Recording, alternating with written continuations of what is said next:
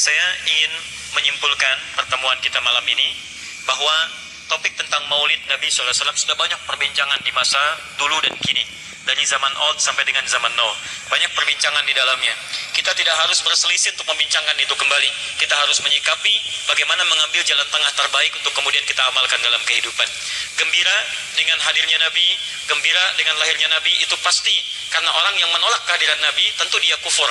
Maulid artinya waktu Nabi dilahirkan. Maulud itu baiknya. Jadi secara bahasa mustahil kita menolak maulid dan maulud. Kita mengakui ada maulid, kita mengakui ada maulud.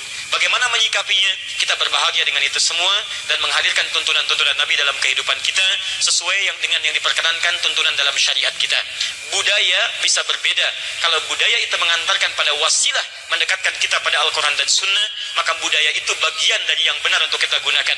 Ma la yatimul wajibu illa bihi fahuwa wajib. Segala sesuatu yang mengantarkan pada kebaikan yang itu wajib, maka itu pun jadi perangkat yang benar untuk kita gunakan. Mikrofon nggak ada di zaman Nabi. Apakah ini bid'ah? Tidak, karena mic ini mendekatkan kita untuk mendengar kalimat-kalimat azan dan kebaikan supaya lebih dekat kepada nilai-nilai kebaikan. Tapi jaga juga supaya kita tidak terlibat dalam ritual-ritual atau budaya-budaya yang kiranya disusupkan pada kaidah-kaidah agama sehingga menyimpangkan kita dari ketentuan-ketentuan yang benar. Andana alimun kabir. Fa aidan minhum Syekh Muhammad bin Hashim al-Ash'ari الذي أسس جمعية نهضة علماء في تاريخ 31 من يناير. Ya, teman-teman sekalian, kita punya salah satu ulama besar di Indonesia, ya, Syekh Muhammad Hashim bin Ash'ari, yang mendirikan Nahdlatul Ulama 31 Januari 1926. Indahu kitab wa alafa taqriban 19 kitaban عندي مجموعة هذا من 12 كتاب هذه ومنها الكتاب الثاني اسمه رسالة أهل السنة والجماعة.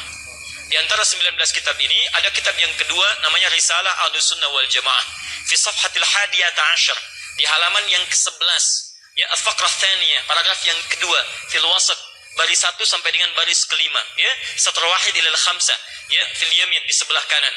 Beliau berikan keterangan kepada kita tentang amalan-amalan bid'ah yang ada di masyarakat Jawa, tentang bab faslun bi zuhuril bid'ah fi ardi Jawa wa intisharha wal mubtadi'in fiha. Antum mulai dari halaman yang ke-9, ibda min safha at-tasi'ah, mulai dari halaman ke-9 langsung buka halaman ke-11-nya.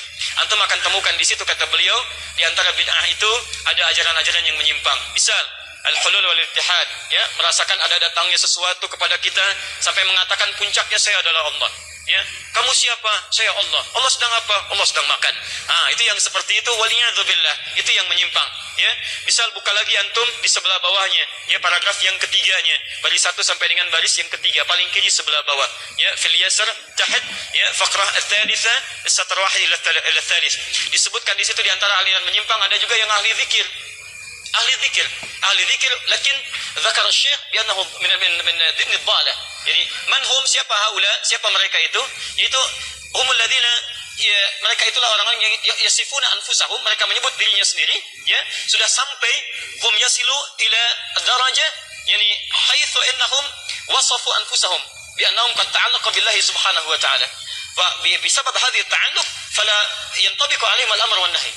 Ya, karena aksar Nabi sallallahu alaihi wasallam. Jadi mereka merasa sedang ada hubungan dengan Allah Subhanahu wa taala jika banyak berzikir, merasa dekat dengan Allah, wasafa qalbuhu. Dia merasa bersih hatinya dan tidak berlaku perintah dan larangan lagi. Jadi kalau antum temukan orang ahli zikir tapi enggak salat, kata Syekh Hashim Ash'ari, itu orang sesat. Jangan diikuti. Antum temukan walaupun misalnya gelarnya kiai, pakai jubahnya selebar Batman bahkan lebih misalnya, ya, bisa, terus dia berzikir dan sebagainya, zikir tiba-tiba enggak salat, adzan datang dia enggak salat. Syekh, kok tidak sholat? Kan sudah adzan. Nanda baru latihan. Kalau saya, jasad sedang sholat, tapi jasad sedang bicara, tapi roh sedang sholat di hadapan Allah.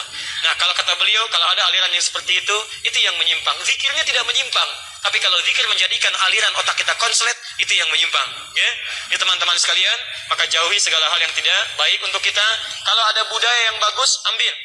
Tadi misalnya ada lagu yang baik, ya, nasyid, seperti nasyid orang-orang Arab dulu, Hasan bin Sabit dan sebagainya. Kata beliau tadi di Kanada, ya, antum masih ingat siapa namanya? Irfan Makki.